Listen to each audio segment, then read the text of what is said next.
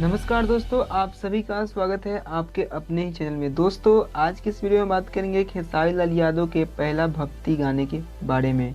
साथ ही आप लोग को बताएंगे कि कब इस सॉन्ग को रिलीज़ किया जा रहा है और किस यूट्यूब चैनल पे इस भक्ति गानों को रिलीज़ किया जा रहा है। तो वीडियो को शुरू से लेकर अंत तक देखते रहिए। दोस्तों, गाना का टाइटल है धर्म पत्नी हो और इस गाने को गाए हैं खेसारी लाल यादव, प्रियंका सिंह ने अपने मधुर आवाज़ में।